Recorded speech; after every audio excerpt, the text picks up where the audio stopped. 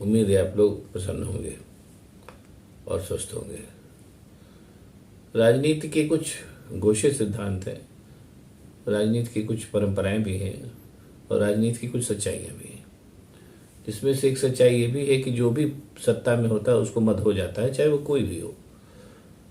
फर्क बस इतना है कि कोई इस मत को शालीन ढंग से प्रकट करता है और कोई फूहड़ ढंग से।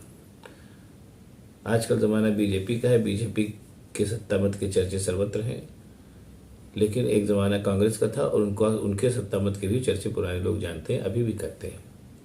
लेकिन यहीं पर एक बात और भी स्पष्ट है, जिस दिन जनता चाह लेती है उस दिन सत्ता पक्ष की सारी तिकड़मों के बावजूद और सारे सत्ता मत के बावजूद उनको मुंह की खानी पड़ती। ये भी एक उतनी ही सच्चाई है जो लोगों ने देखा और जानते भी हैं। लेकिन हाँ, जब आदमी सत्ता में रहता है या कोई पार्टी सत्ता में रहती है तो उसको ये सच्चाई नहीं दिखाई देती। ये भी एक फैक्ट है। ये जो कॉमन मैन जो सत्ता का घमंड तोड़ता है, ये ऐसा नहीं कि राष्ट्रीय स्तर पर भी होता है। ऐसे तमाम एग्जाम्पल हैं जब ये चीज़ स्थानीय स्तर पर भी होती है। ऐसे ही एक सत्ता की दिलचस्प लड़ाई का आपको मैं किस्सा बताता हूँ। इसके संदेश बहुत ढेर सारे हैं और वो किस्सा जाहिर सी बात है जो कि लोकल लेवल पे घटा है, इसलिए उसको इतनी इंपॉर्टेंस नहीं मिली जितनी की मिलनी चाहिए। मैं बात अब किस्से की शुरुआत करता हूँ। उत्तर प्रदेश में एक छोटा सा जिला है तो जिला मुख्यालय कि उसको कस्बा ही मानिए, सुल्तानपुर। सुल्तानपुर एक ऐसा छोटा सा कस्बा है जिसकी कोई पॉलिटिकल इंपॉर्टेंस न थी न है और मेरा ख्याल शायद होगी भी नहीं। इसलिए जब कांग्रेस पावर में आई और जवाहरलाल नेहरू का वर्चस्व था, उस जमाना ये था कि जवाहरलाल नेहरू किसी को भी खड़ा कर देते थे तो वो जीत जाता था। तो जवाहरलाल नेहरू भी बड़े आदमी थे, इसमें कोई शक नहीं है, और बड़े ही मतलब विजनरी थे, दूरदर्शिता भी थे, ये भी सही बात है। लेकिन कहीं ना कहीं वो नेता भी थे। तो अपने जो उनके ऐसे तमाम साथी थे जिनके बारे में वो जानते थे कि इनका कोई क्षेत्र नहीं है, कोई बहुत योग्य नहीं, लेकिन किन्हीं वजह से उनको उपकृत करना चाहते थे, तो उनको वो सुल्तानपुर चुनाव लड़ने भेज देते थे। वो लोग चुनाव लड़के जीत के चले जाते थे, फिर दोबारा कभी आते नहीं थे। इस तरीके से सन 52 के चुनाव से लेकर के और लगातार ये परंपरा चालू रही। उसी सुल्तानपुर में एक बहुत प्रसिद्ध वकील हुआ करते थे, बाबू गणपत साहब, जो बड़े भारी वकील तो थे ही, बड़े प्रसिद्ध वकील तो थे ही, और साथ ही साथ वो कांग्रेस के भी पुराने सेनानी रहे थे, जिन्होंने कांग्रेस के लिए स्वतंत्रता संघर्ष के दिनों में बहुत काम किया। और चूंकि वो बड़े वकील थे, धनी आदमी थे, इसलिए जैसा कहावत है कि तन मन धन से उन्होंने कांग्रेस की सेवा की और कांग्रेस को उस इलाके में प्रतिष्ठित करने में अपना योगदान दिया। लेकिन कालांतर में किन्हीं वजहों से जवाहरलाल नेहरू से और बाबू गणपत साहब से टन गई। जो भी वजह रही हो मुझे नहीं पता, लेकिन ऐसा हुआ। और एक बात और थी कि बाबू गणपत साहब बहुत बड़े वकील थे और बहुत पैसा कमाते थे, इसलिए वो चुनावी राजनीति में उतरने के बहुत इच्छुक भी नहीं थे। उनका यह मानना था कि भाई स्वतंत्रता संग्राम में हमारा जो योगदान था हमने दे दिया, उसका कोई मतलब नहीं है, अब चुनावी राजनीति में उतरने कोई मतलब नहीं है। हाँ, एक बात और थी, ये मैं बताना भूल ही गया, अभी फिर याद आई तो बता रहा हूँ कि उस ज़माने में जो सांसद और विधायक वगैरह होते थे उनको कोई तनख्वाह नहीं मिलती थी, बस भत्ते मिलते थे, वो भी जब वो अपनी क्षेत्र से विधानसभा या संसद दिल्ली जाते थे। इसलिए भी चूंकि बहुत धनी आदमी, बहुत पैसा कमाने वाले आदमी थे बाबू गणपत साहब, तो उन्होंने सोचा कि चुनाव चक्कर में क्या पड़ना, यहाँ वकालत ठीक है। ऐसा सिनेरियो था जैसा पुराने लोग बताते हैं। लेकिन बहरहाल कालांतर में कई लोगों ने बाबू गणपत साहब को समझाया कि भाई आप एक बार चुनाव लड़ लीजिए और जीत जाइए, आपने बहुत काम किया है। और उनकी लोकप्रियता भी, इसमें कोई शक नहीं कि बाकी अक्षुण्य थी। उसकी वजह ये थी कि उन्होंने लड़कियों के लिए कॉलेज बनवा दिया था, जो ज़माने में बनवाया था सन 1935-36 में, जब लड़कियों की शिक्षा का कोई प्रबंध नहीं था उस कस्बे में। और उसके अलावा भी वो बहुत दानी धर्मात्मा आदि थे, ये सब काम करते रहते थे। तो फिर वो बाबू गणपत साहब पंडित जवाहरलाल नेहरू के पास गए और 1961 में बाई इलेक्शन सुल्तानपुर में होना था। यानी जो सांसद था शायद गोविंद मालवीय थे, जिनकी डेथ हो गई थी, ऐसा कुछ था, मुझे इतना नहीं याद है।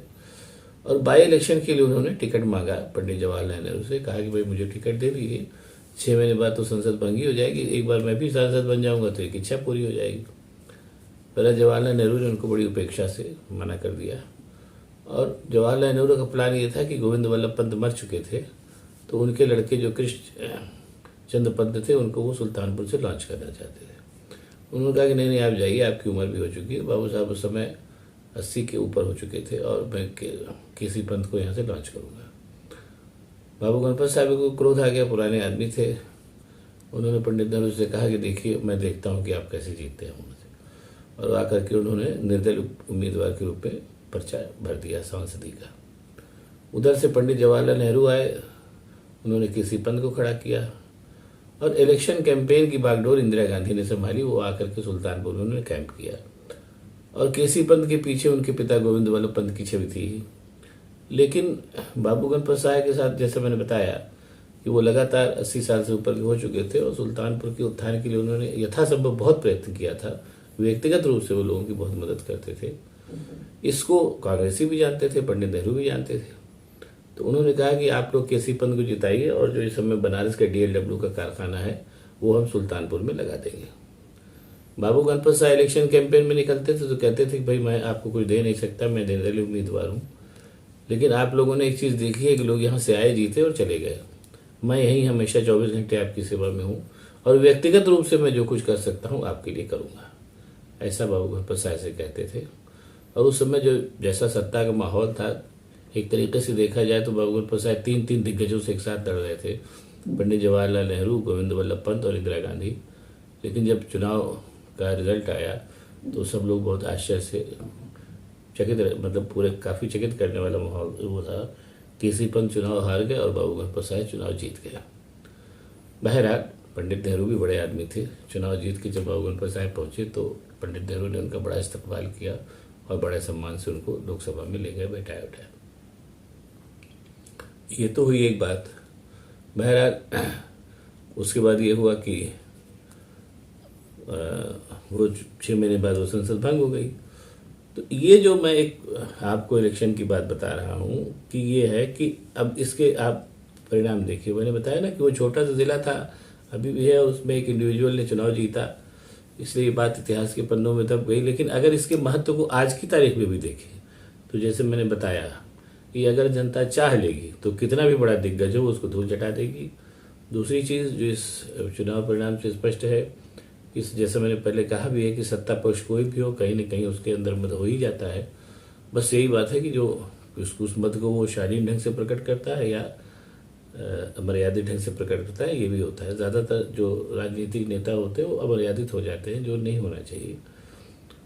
और आखिरी बात वो ये है जो मैं कहना चाहूँगा कि अगर आप लगातार, हालांकि अभी परंपरा नहीं रह गई जाति धर्म की राजनीति के साथ साथ, अगर आप लगातार किसी क्षेत्र में बने हुए और क्षेत्र के लोगों के लिए कल्याण कर रहे हैं तो इसमें कोई शक नहीं है कि जनता इस बात को एक्सेप्ट करती है और इस बात का फल भी नेताओं को देती है।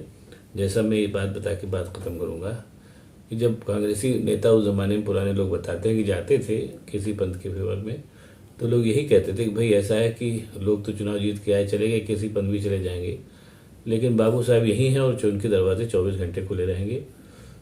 कि DLW का कारखाना कब आएगा हमें नहीं पता, आएगा भी कि नहीं आएगा ये भी हमें नहीं पता, लेकिन बाबू साहब की जो सहायता है और उनका जो मार्गदर्शन है हमको पिछले सालों से मिल रहा है और आगे भी मिलता रहेगा। ये इस परिचय का महत्व है।